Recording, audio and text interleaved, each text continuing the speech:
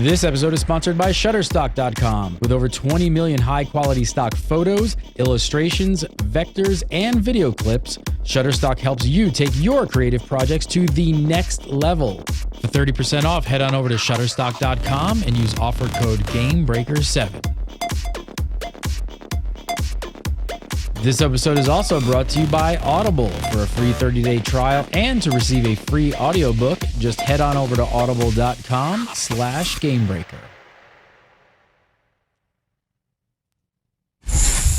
Gamebreaker TV.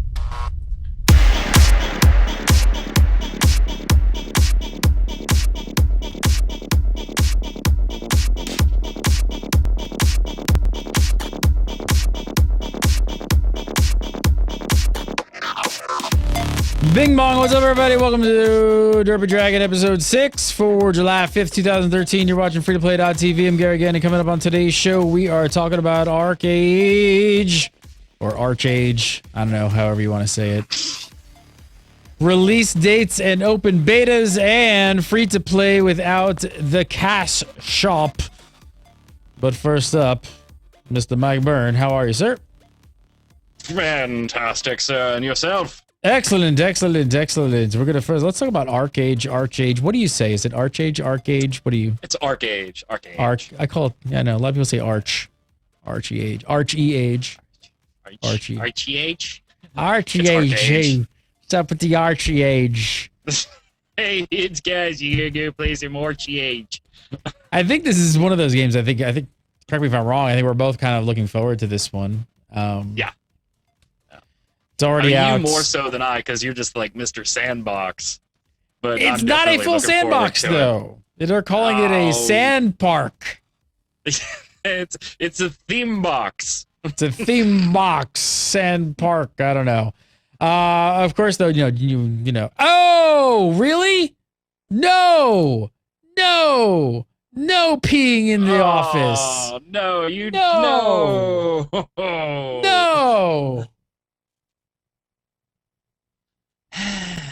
Well, that's the drawbacks of the new puppy. Come here. You just went out. You are bad. That is no. Oh, no. You are sick. And we are looks really broken up about it, too. Getting you back to health, but you do not pee. No. See, now I knew you just took the dog for a walk, so I thought it was Shaftnet. Shaftnet is trained well. He doesn't pee in the office. Hang on, I'm gonna. Now I'm trained. When I first got here, whole different story. I don't know if you can hear me. That's really good. And now it's all going downhill. 60 seconds into the show. I'm spraying. Derpy Dragon today is brought to you by Febreze. Bad dog. Bad rat. Bad rat. Bad rat. Somebody needs to call Febreze about a potential sponsorship here. Seriously, I don't have like this. Yeah, I'm not prepared for a dog peeing in the office. You're never coming to the office again. You're done. Little rat. The hell are we talking about? Windex? I don't. Yeah, it was something about taking a leak. I kind of wasn't paying attention anymore. We were talking about Archeage. We were talking about the sandbox or the theme park, whatever you want to call it. I don't know. You know, it's impossible to judge an MMO until you actually get to play it. I got to see it at E3. We couldn't get any hands-on time, so still have not gotten my hands on to play it. But on paper, a lot of the stuff I'm seeing actually I really do like. It's definitely not a full. I seriously won't call it a full-on sandbox because I think it really is. They're trying to do like a hybrid. They're trying to do something kind of in between a theme park and a sandbox, which might be the best thing because traditionally sandboxes have had a bit of a rough time, you know, on the MMO scene as far as like people getting really into them. So maybe this is the right way to go. I don't know, but a lot of the stuff they're doing sounds great on paper. I think the next best thing that we can possibly count on is actually hearing feedback from real players who, because the game is actually live on Korean servers, so there are people playing it. We covered a a review a while back when a player actually posted a pretty lengthy article about Archeage. We kind of went through that. So now another player has created a pretty extensive posting here. This is over on Archeage source. I'm just going to show you guys this because this, like, he's got a 56K phone warning. Like, what? Were we just joking about? Like, who's on 56K dial-up? Where, Right. what? That he felt like he had to put a warning. I don't know. He's got a table of contents. It's so big. So This was incredibly extensive. It's pull out the popcorn and read and watch for the next hour type extensive. Yeah, it goes over everything. I mean, ship combat, the cars, the pets, the mounts, the PvP, the housing. This got me excited. Submarines coming to the game. Yay! It is really just incredibly extensive. It's definitely worth a read. It's over on Archeage source, so check that out. .com. So if you're looking forward to Archeage, I would say you may have already read this. Hopefully we turn a few more of you onto it. But I'm just going to jump down because there's just way too much to cover here. I'm just going to jump down to the conclusion because that's really all we care about, right? Just jump right to the end. Right. The best place to start is the end. End. Don't start at the top. Start at the bottom. So here's a quote. He says this. He says, my personal opinion is that Archeage is a game with great potential. And although it has many flaws, it's still the game I've been most passionate about next to StarCraft and since Ragnarok Online, which both basically took my childhood away from me. Very sorry to hear that, sir. But as it is, there's a lot of work to do, he says.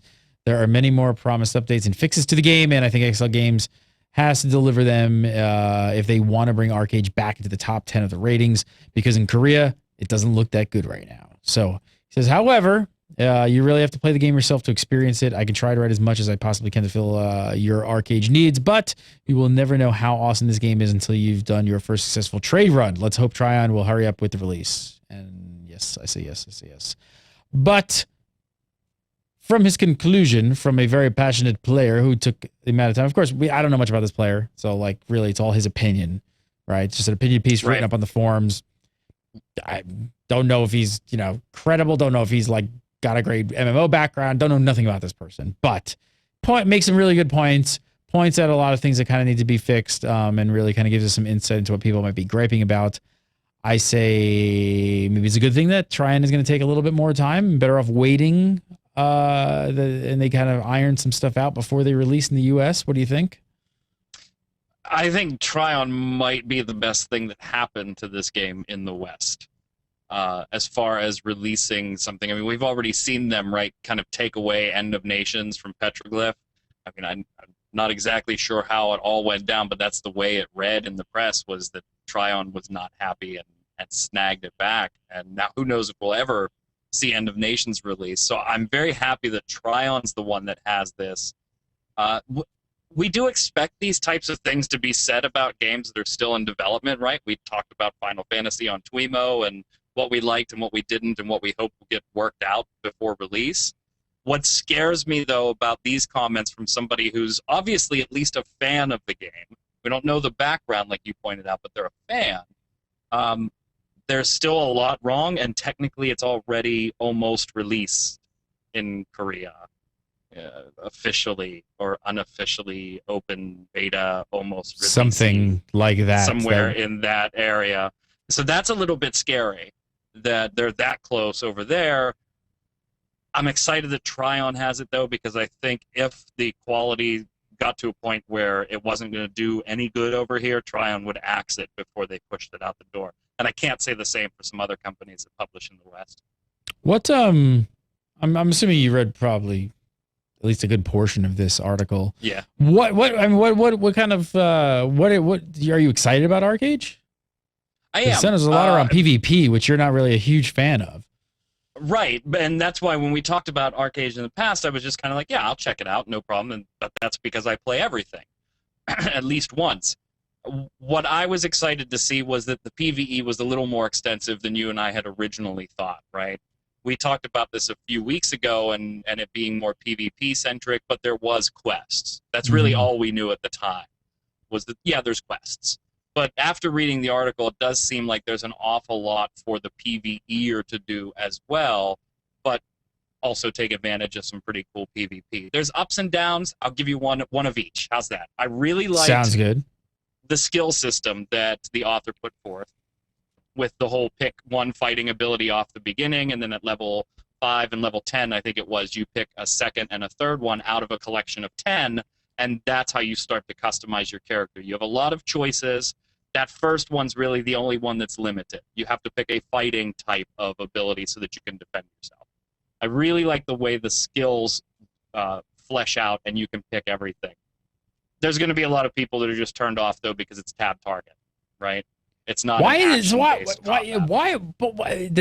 like have to be a thing now? Like I mean, when they action, based MMO combat, like, was, it's kind of somewhat of a new thing, but does that mean like every MMO now has to have it? Because I see the same thing. I'm seeing comments of people just being like completely let down with tab targeting. It's like, did gamers think that just because of the implementation of action-based, non-tab targeting combat, that tab targeting combat was just going to go away? Because I always looked at it as just something different. I didn't look at it as a replacement.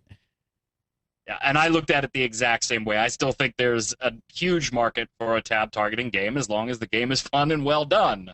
We still play platformers that use systems from 15 years ago, and we praise them for being really well done. Why wouldn't MMOs follow suit with older systems? Yes, action combat is fun, and if it works in the particular game, all the better. But Final Fantasy 11 again, or 12, a perfect example. 14, it's too many of the damn things. Tab targeting, I love it.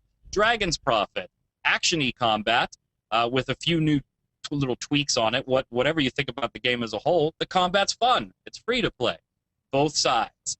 I do think there's still a place for tab targeting games. This really isn't a turnoff for me, but it's going to be a huge turnoff for a lot of people that are just wanted that action to go forward, and tab targeting should die, which is kind of a silly thought. It is kind of like I just didn't think that that was going to become a thing where all games sort of had to adopt this new style of action combat. Definitely just didn't think it. I don't know. I can't wait to actually get my hands on this. I mean, it's definitely, like I said, they're sort of saying it. They don't want to call it a full on sandbox. They don't want to call it a theme park. They're calling it like a sand park. Basically, there are quests and things like that and things to do. But there are a lot of sandboxy elements, especially towards the end game, like player housing. Lots of open world PvP. I mean, open world PvP is what they really are pushing for, which I find interesting. Like, I don't know. Do you see yourself possibly finding your way in a world like this? Maybe outside of the PvP as more of like a tradesperson or a crafter, or like finding your little niche? Because I don't think your thing is not to get into these big, huge, PvP battles I'll do them. I'm just terrible. That's all. That's all. I mean, you and I can team up with 700 other Game Breaker Nation people and go at it, but you're gonna carry me. That's the way it's gonna be. That can still be fun. That's okay. We're not all. We're not. Absolutely. We all think we're great at them. Is the one thing that I'm like, this is incredible. They've got a lot going on with player housing.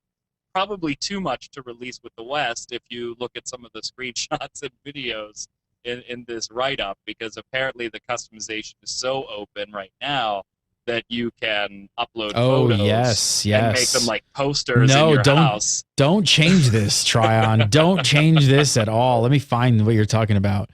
Yeah, you can actually upload like a lot of customization items. You can even put stuff on your sails of your ships and things like that. Where is that photo? It's in here somewhere. With all the posters against the wall and the vending machines in their house. Trading. Look how long this article is. There's there you go. There it is. Yeah, that's in game. So you could upload these photos and put these on your wall inside of your house. I'm down with that. Did you have pics of hot chicks on your wall as you're 14? You're like, Mom, I'm gonna put this on my wall. She's like, what? I want to relive that moment. I'm definitely decorating. That is customization right there. It's serious customization. I think that would be a huge misstep if they pulled that out of the game. That's a huge draw right there. That would be my whole marketing campaign. Upload hot Asian chicks. The West just is where the West censors and stuff are stupid about things like this. They are just stupid. I agree NSA that should be in the censorship. game, but Yeah, I don't know how that's going to go with the ESRB and if Trion's going to be willing to fight some battles to keep something that the gamers want, but the censors do not. That's going to be interesting. I'd love for it to stay there, but who knows? It sounds like they're having some issues and problems, promising a bunch of fixes in Korea and things like that with updates on the way. Almost sounds like every other MMO ever, doesn't it? Well, we have issues. Shocker. We will fix them. Shocking. Shocker. I'm still super excited for this game. I can't wait to actually see how this does. I think it's going to be an interesting take. Look at this. Talk about the customization. This person took their house and turned it into a cinema. The first thing I thought of was, can you actually show movies? Because that would be brilliant. But they've uploaded all these like movie posters into the game and then framed them and put them on their walls and kind of. Doctor Strangelove is showing. There's no reason for me to go outside ever. So they really want to give you that like virtual world, like kind of, live in this like kind of world, which I've always been a fan of. I think it just adds, it's a lot of flavor stuff, but I think it really adds to like really getting connected to a good MMO. Of course, the ship battle stuff just looks awesome. And that's kind of a huge draw for gamers who like this kind of stuff. And I think just a quick side note about the ship combat, maybe some people do, some people don't know this, but the thing that's really interesting about naval combat in Archeage is that you could invite a bunch of your friends onto your ship, and it's not like you just become the ship, and it's not just a transport vehicle. All of your friends can have different jobs to do on the ship, like actually manning cannons and firing them. So it's like it's pretty cool that it just doesn't become your avatar, because in a lot of other games you jump into a ship and it's just like, oh, you just you jump on your mount, you become your mount. It just becomes a vehicle to get from point A to point B. Not the case with the Archeage. So definitely check it out. Definitely worth a read. Mike and Mike. Archeage, the Themeboxy, Samboxy, MMO. MEO. It's an MEO. It's getting very long title now. It is. You, Mike and Mike. Mike and Mike! Shaftnet and Burn. You guys talked a bit about, you talked about RuneScape's impressive numbers last week. Now, RuneScape 3 is releasing on July 22nd. Not far away. Now, fill everybody in. To be clear, this is not like the third RuneScape, correct? No. It's going to be like what they did with RuneScape 2, where it was RuneScape. RuneScape 2 is when they made the transition to 3D, but it was still the same game. And then RuneScape 3 is the transition to HTML5, but it's still the same game. So your characters will continue to progress and things like that. Now, they are doing some future things that are going to change the game and the way it's developed a little bit, but it's still a continuation of the original RuneScape. So it's still okay to call it RuneScape. But if somebody calls it RuneScape 3, don't yell at them for being wrong. They're talking about this specific transition. So this is the biggest update they've done in 12 years. I mean, making the move over, like you said, they're moving from Java, goodbye Java, see ya, over to HTML5. What kind of improvements can players see from this change to HTML5? What are the highlights? The big highlight, obviously, is the graphics engine, right? You're so limited with what you can accomplish with Java, even though it's kind of impressive what they've done for as long as they have and still making buku money with Java. But obviously the graphics overhaul is huge. The way they're going to be able to tell stories is huge. They've even teased that the players will now have more of a direct say in the world around them and how their main storylines progress. Now, if for some reason you really, really want to play on the Java platform, you still will be able to. They're not taking that away. But obviously you won't have the improved graphics or anything. You will still be able to take advantage of the new stories and things like that in RuneScape. You just won't have the improved graphics if for some reason you really still wanted to play on Java. Yeah, is there any reason? I guess maybe the nostalgia factor, possibly, but I can't imagine why.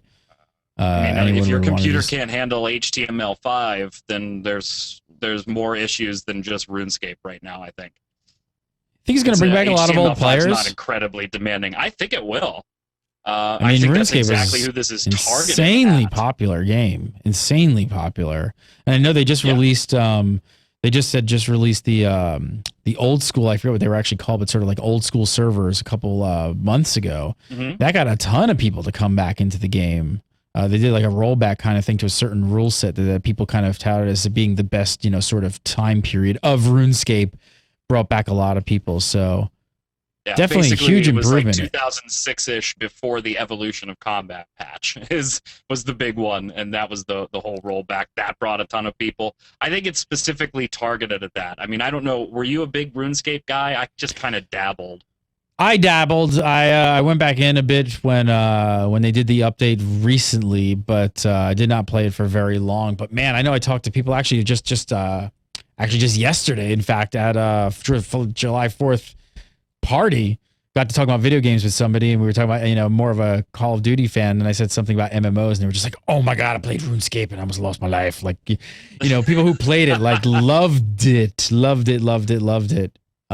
Yeah, I didn't play much of it. I was playing like more of the, World of Warcraft AAA stuff during that time. So, yeah, I don't think the HTML5 is going to be powerful enough and graphically impressive enough to pull too many new people because it still looks a little bit dated, but it looks a hell of a lot better than it used to. So I think it's specifically targeted at previous RuneScape players that may have left or dropped the game for one reason or another.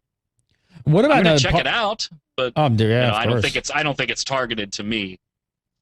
What's funny is like you just asked me that. I just realized as you asked me if I was big in, I still have an account. I'm still paying for it. I just realized you said that. I'm like, they're taking like $7 out of my account every month, aren't they? And I haven't played that game in quite some time. They love me. I think it's like $7, I think, if I remember right. They get $7 off of you without taking up any server space. Terrible. Player-generated content is a big focus of this update, correct? That's something like, how is that all going to work? Well, and this is still where they have some explaining to do on exactly how this will work. But they do want to give players more of an opportunity to mold the universe itself, the world around them, and to help tell the story for each of their little releases. I'm going to say episodes, but that's not the RuneScape word for it. It's escaping me at the moment. It's Runescaping you at the moment. It's Well done, sir. Well done. Yeah, so it's kind of just staying with that whole theme lately, right? Of let's make the players build everything for us and keep the other players here checking things out. Kind of a no-brainer, right? They have a huge audience. They're making money. Let's do it. Let's have the players create some stuff. And what's interesting, too, is now that even like old school, like veteran, the old guard of the industry are going back and kind of implementing stuff like this and getting into the game as well, which is really interesting. So it's going to be, I wonder if it's the future of MMO design, is give players more tools to create more of the content for you. Gary, Chad is speculating that you drive a Bugatti because you just throw money around like this. I wish I drove a Bugatti. I drive a Prius, but yeah, if Bugatti wants to send me one and sponsor the show, I'll drive a Bugatti. Sure. Right? Oh, you'd really be taking one for the team there, Gary. Oh, why is that? Because the $7 a month that yeah, you're just hemorrhaging $7 a month equals Bugatti. That's it. So I could afford a Bugatti if I save that $7 every month. Damn. Tell you something I spend about $15 on, and I love every minute of it. It's Audible. Audible. If you guys haven't checked out Audible, I want you to check it out. I want you to check it out free for 30 days, and I want to give you guys a free audiobook. Well, I don't want to give you a free audiobook. Audible's going to give you a free audiobook, but all you got to do is use the URL, audible.com/gamebreaker. Go make an account, download the app, put it on your iOS device or your Android device, your iPad, your iPhone, whatever you got, and as long as you use that URL, going to hook you up with a free audiobook. That's right, one free audiobook. We were checking these out on Twemo. Tons of good fantasy and the Dungeons and Dragons books here. We were looking at some of these last show. All rated really good. I would totally just check any of these out. The Forgotten Realms stuff looks awesome. Lots of good ratings here. I'm still listening to some of the R.A. Salvatore stuff, which is part of the Dungeons and Dragons sets, but the Neverwinter stuff, but there's tons of these are all new. These just came online actually this year, I believe. I believe it was earlier in the year on January. None of these were up, so all the D&D stuff was new. But check it out. Go sign up, make a new account, download the app, and download one of these D&D books. Man, these sound like they're going to be really like 14 hours, 13 hours. Really, really good stuff. Check it out. Go over to audible.com/Game Breaker today. World of Warplanes. You know, the wargaming.net peeps. They make the World of Tanks. They got the World of Warplanes. Well, it is now in the open beta. Literally yesterday, they decided to do it on July 4th, Independence Day. Maybe a little less so in Russia. I don't know, but I guess what's that old joke? Do they have a July 4th in Canada? Of course they do. It's just not a holiday. It's a derpy way to spell episode, isn't it? Ep6. It's French, guys. Yeah, there you go. So, Mr. Bird, did you spend your July 4th playing World of Warplanes? I didn't think so. Okay, because I'd be really mad if you said yes. But definitely go check it out. We're going to be talking about this game next week, correct? Mike? I am ready to talk about it now if you would like to. I did play it, just not on the 4th. Oh, he's playing it on the 5th. Look at that. What do you think of it? What do you think is it? I played it when it was still in closed beta, but where are we at in open beta? What are you thinking? It's fun. It's, there's a couple different modes with the whole bot style so that you can get the feel for it. You start off with 4 different planes to choose from US and Russia and Japan. So there's plenty to do. As far as the gameplay itself, it's solid. It works. I still have to play it more to really find out all the specializations, because those trees are just immense as far as development goes and opening up new planes and things. So I really got to get into it for that. It's good. I think War Thunder might still be better right now. And Wargaming's in beta, so they're still polishing and doing things, and War Thunder's had a while. But if you want that arcade style, I think War Thunder's the better way to go right now.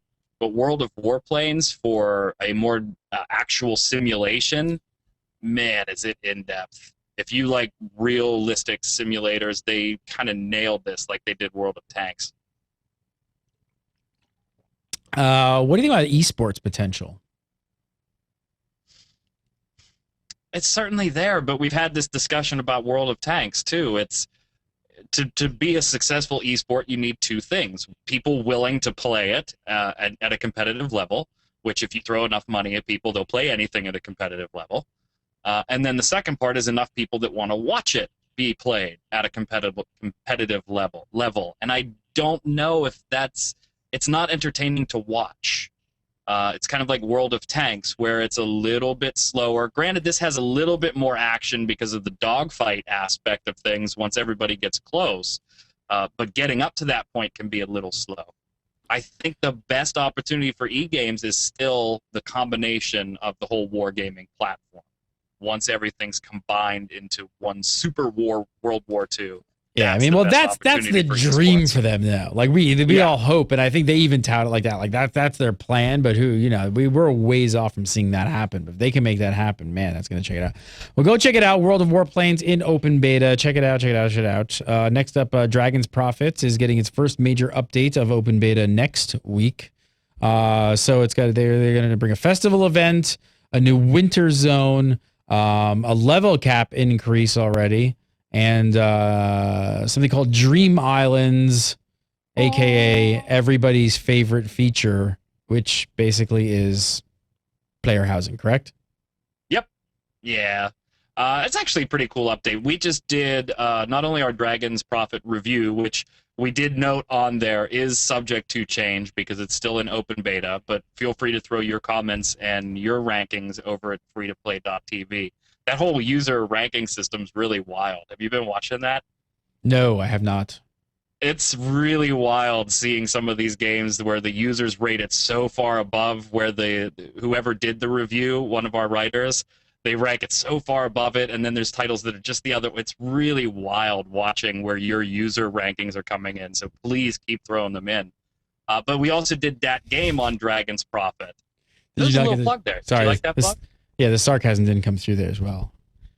Do you check out the ratings on our site that we run? Nah, no, don't do it. No, see, but you're a busy dude. I mean, you swim with iPhones. You I got do all swim with kinds of iPhones. stuff going on. You're driving Bugattis. I don't know what you have time for. Apparently. Chat room is still talking about the Bugatti, by the way. Yeah, they are. Yeah. So Black. we did a DAT game on it as well. There's definitely some fun to be had there. The combat system is really fun, especially if we were talking earlier about action combat. If that's your thing, it's definitely worth a check out there. The collection aspect has appeal to a certain type of audience of collecting dragons. This update is going to be the start of some cool things that could potentially change the review score, though. Yes, adding player housing is cool. We all love that in our MMO. But the way that Dragon's Prophet is planning to use player housing as the main point of its PvP could really, really be interesting. So explain that to me. Explain that to me. Open that up. Unpack it. Like, what are they looking to do? Unpack this for you. Yes. Here's what you got going on. Your player housing, those islands that they're referencing, are the PvP zones. Yes, you can duel and flag PvP anywhere, but on these islands is where the core PvP takes place. Now, your house is not going to be susceptible to destruction individually, and they are going to put safeguards there so that you can shut certain things off. But you're talking about potentially having the ability to hide in somebody's house and wait for them to get back. Really? And that's one of that. the things they talked about, putting a switch in so that you could make your house a safe haven against. I do that in IRL. Just and then guild PvP in particular, you could take over citadels on these flying islands, and when guilds take it over, they can actually be destroyed. And based on how many citadels and where you have them, you can levy taxes to make the guild money. These islands are the PvP zones. So that's really, really interesting in that everything the players build becomes where the fighting takes place. That's a really interesting update. We're definitely going to have to revisit that and go back to our review. So go check it out on FreeToPlay.tv. Yep. We've got a review of Dragon's Prophet up there now, so check that out. And check out the game as well. I got to imagine, are they doing anything with the player housing in some sort of way to actually show off your dragons or anything? Sort of maybe like a dragon stable or something? Maybe? Yes? No? Not yet, but I think it's a kind of a no-brainer, right? Seems like it, right? Just, like yeah, at least like pictures of my dragon. It's posters of my dragon. I don't want to see a picture of your dragon, Mike Byrne. No, sorry. All right, well, so we're getting... It is a dragon, sir. We're actually getting closer to a Transformers universe release date. So we're now looking at fall of 2013. That is the autumn, if you're not American. However, that comes in with hand in hand with actually news from layoffs at the team over at Jagex. So now it's only 13 people. So condolences to people who lost their jobs. That sucks. Hopefully you guys bounce back. Sure you will. But that's on top of an unconfirmed number of people who were moved off the team and onto actually RuneScape 3, which we just talked about. Plus, there's rumors also about a change in the tech they're using. So close to release. I mean, a lot of this news is kind of worrying, isn't it, about Transformers? I kind of wonder if they're just throwing that autumn number, like just that date out there just to kind of push it back, but a little scary. Yeah, and it's, I mean, we don't have exactly who said what. It's one of those somebody close to the situation type deals. But even internally from that type of source, there's questions about how well the game is actually functioning, how well the tech is functioning, and how forceful Hasbro's been on this needs to come out by the end of 2013. So there's all kinds of question marks all over Transformers right now. Kind of sad considering that they had a beta up and running months ago. Mm-hmm. Some of the staff was playing it, so I don't know. I'm a little worried about this one. I mean, that's the thing. We've actually been waiting a long time for this game because it was actually Hasbro, not Jagex, right, who dropped the fall date. Yeah, and there's the unnamed source is the one that says Hasbro's putting all the pressure here on the release date. Hasbro obviously owns the IP, and you know, whenever this stuff sort of comes up, you got to wonder what's going on. I don't know. On the other hand, this is Jagex who brought us RuneScape, which was insanely popular. I mean, they have a really good history of, you know, putting together a really good game. I don't know. Are you a fan of the IP in general, Transformers? Looking forward to this one? Yeah, I'm kind of an okay Transformers guy. I do like the Transformers. This game has very little appeal to me, though, because it's exclusively PvP. And I'm not sold enough on Transformers to overcome having nothing to do but PvP. I don't play League of Legends all that often for the same reason. So it's got moderate appeal to me, but I don't like seeing this type of situation where people are losing their jobs and a game that people are excited about is in dire straits from everything we've heard. All right, next up, Ragnarok Online going free to play in China. And why is this story actually interesting? Because we actually mean free to play, didn't we, Mr. Bird? Oh, we mean totally free. Totally. No cash shop. What is up with that? None. What's the reason behind this? Free to play with no cash app? What's going on? Yeah, so we're talking about the Ragnarok Online in China, so don't misunderstand. But the company there, and I may butcher the pronunciation, but I believe it's Kunlun Games. They're the ones that publish RO there. What they're banking on here is we're going to make the game totally free to play. Yes, it's an older game, but it still has a large following, right? So let's make it totally free to play. Let's not put in a cash shop. Basically give up on any potential revenues from this game. Why would we do that?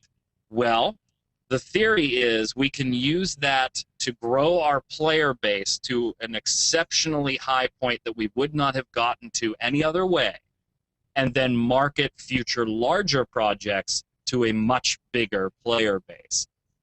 If it works, it's going to be a pretty stunning little coup, isn't it? I mean, that's incredible if it works. If it works, it might be a really good strategy. So let me just is there any kind of revenue model in place at all for the game, or there's just nothing? They're basically just cutting their losses of the game, hoping to push people into other titles. That's basically the strategy. Well, that's it. That's a little misleading. Don't say cutting losses, because I'm seeing chat do it too. They are not unprofitable with this game and its current subscription model over there. It's easy to say, well, they were just losing subscriptions, so they decided to do this. And no, they're actually foregoing a large chunk of steady income that it was actually doing really well over there for a subscription-based game, especially one this old. So they are taking a huge risk here. It's not making something free that, oh, well, that should have been free anyway. They're giving up money in the hopes of using that larger player base as a better marketing base for future things. Really interesting. I mean, if this works, I mean, it could be really interesting to see what publishers and game companies do as time goes on and games kind of get a little long in the tooth and a little bit older, and they've got other titles down the coming up the pipeline they know about. So this is actually going to be this is the first time I've ever heard of anyone doing this. This could be a really interesting experiment. If they pull this off and this actually works, it could be really interesting for a lot of games that are kind of, you know, older, that just maybe pull that cash shop, get rid of it. Yep. Inflate your player base and market your next big AAA thing to them. All right, I want to talk about Mechwarrior Online, but first I want to tell you guys about a great deal we got going on with Shutterstock. If you guys have not checked out Shutterstock, I urge you to go over to Shutterstock.com. I'm sure most of you have a website or a YouTube page or something like that, and you probably could use a little graphic design help, maybe some video footage help, maybe you need some lower thirds. That's what you use Shutterstock for. We just created a brandy new spanking YouTube page called Super Mega Awesome Time. Yes, it's youtube.com/super mega awesome time, also known as SMAT. Going to be a lot of gameplay videos coming up there from Mr. Mike Shefton and myself. And we were looking at designing the page, and we needed some artwork, and we needed something to find something. We immediately went over to shutterstock.com, and guess what we found?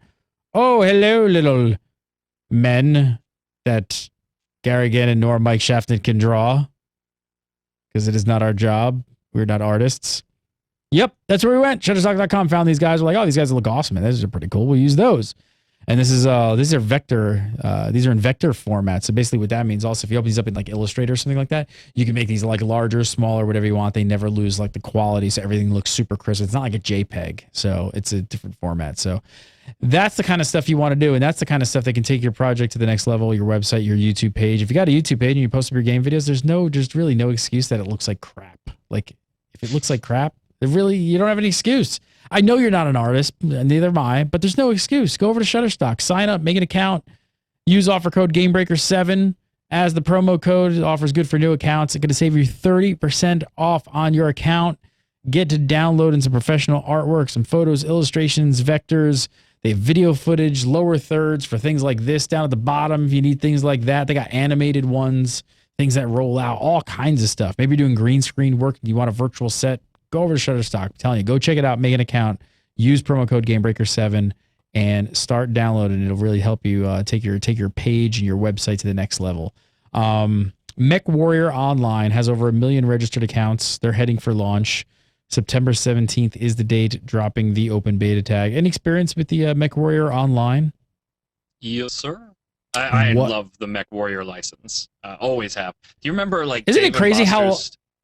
Go ahead. No, I was gonna say, isn't it crazy how long it really took Mechwarrior to come back? Because it was huge back in the day, and then all of a sudden, like it went away, and like mechs weren't cool for a while. Like no video game company, like they all wanted to stay away from mechs, and so many gamer friends I have are just like, man, what happened? Like Mechwarrior, that game was so good. I'm like, Mechwarrior Online's finally coming. Yep. Do you have Dave & Buster's out there? Yes. I mean, you're what, West Coast? Okay, so Yes. all right. Hey, I don't know. Do you remember those huge Mechwarrior pods that all of them used to have for a while? There was like 8 of them in the corner of the building, and you got into the pod, and it was like VR type Mechwarrior, and they used to have leagues and stuff. It just seemed like a no-brainer. Take that and give me that on the computer instead of, yes, I like your single-player games. They're awesome. I'm having fun with them. But take that where I have 16 people in eggs and put it on my computer and let me do it at home. And it took years. But it's finally here. I actually really enjoy this. And if you like Hawken, right, which is another mech type game, don't get caught up comparing these two. It's not even close. There's a huge difference. They're here. not even close. Hawken is all run and gun. Not to say it's not fun. But it's run and gun. It's Call of Duty in mechs. Mechwarrior, if you go out on your own, you're dead. Period. That's the end of it. It's very tactical. You need to work together. It's a great game with a lot of in-depth stuff to check out. That's what I was going to get at. Is that for the old Mech Warrior fan out there, one thing that they did really well was they really went for the geeky uber nerd, like really could dial down and get really nitty gritty with like how you spec things out, and very granular level of detail as far as like that kind of stuff goes in the back end. And Mechwarrior Online really stayed true to that. Like you could really tweak your mechs and do all kinds of crazy stuff. So yeah, don't get caught up in the whole. Hawken's a great game, but I definitely think Mechwarrior fans should check out Mechwarrior Online because it is a completely different experience, equally as fun, but on a different level. So I think for tinkerers out there, and for those of you who like, the customization options, just the tinkering is just, you could spend days and weeks just doing that kind of stuff. Yep. Yeah, definitely worth checking out if you've ever been a Mechwarrior fan. Ever. Ever. Mike Byrne, follow him on the Twitter at MagicMan, MAGICKMANN1. And of course, come over to FreeToPlay.tv. FreeToPlay.tv, the site that the Mr. Magic Man runs every day. So check it out, and follow him on the Twitter.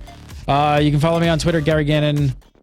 And make sure to come over to FreeToPlay.tv, as well as the Facebook page as well. Come on over. We recently revamped the entire FreeToPlay.tv website.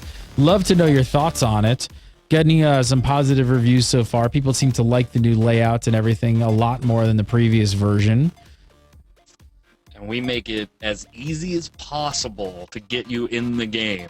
We give you everything you will need right there. Specs, go look at them, click, you're in game. It's that easy. There you go. Check it out. Go to FreeToPlay.tv today. We do the show live every single Friday at 4 PST right after This Week in MMOs. Come on over for the live show. It's always a good time. Have a great weekend. Have a great week. Thanks so much for watching the Derpy Dragon. We see you again next week and talk about some more free-to-play stuff. Later.